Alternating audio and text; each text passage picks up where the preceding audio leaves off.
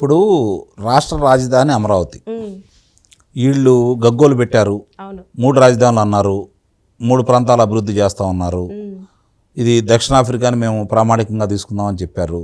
కానీ ఏది కూడా ముందుకు తీసుకెళ్లేదు. అటు విశాఖపట్నం కావచ్చు, కర్నూలు కావచ్చు. అయితే అమరావతి అయితే దాని మీద విషం కక్కుతానే ఉన్నారు. ఇప్పటికీ చూస్తున్నారు కదా, ఇప్పుడు కూడా విషం కక్కుతానే ఉన్నారు. ఏదైనా రాష్ట్రానికి ఒక రాజధాని అంటూ ఉన్న తర్వాత ముందుగా ఆ రాజధానికి రూపురేఖలు రావాలి. ఆ రూపురేఖలని వాళ్ళు చిదిమేశారు. దాన్ని తిరిగి మళ్ళీ ఈ రోజు కూటమి ప్రభుత్వం అధికారంలోకి వచ్చిన తర్వాత రాజధాని పనులు చేస్తున్నారు. రాజధానికి సంబంధించి దానికి వచ్చే నిధులు ఏదైనా సరే ₹1 కూడా పక్కకెళ్లే పని లేకుండా రాజధాని ప్రాంతానికే మాత్రమే ఖర్చు పెట్టాలని చెప్పని, రాజధానిలో మాత్రమే ఖర్చు పెట్టాలని చెప్పని, రాజధాని పనుల కోసమే ఖర్చు పెట్టాలని చెప్పని ఆ రుణాలు ఇచ్చేవాడు కావచ్చు, కేంద్రం కూడా చాలా స్పష్టంగా చెప్పింది. సిఆర్డీఏ నిబంధనలు కూడా అదే చెబుతున్నాయి. ఆ విషయానికి మంత్రిగా చేసిన ఆయనకు తెలియదా?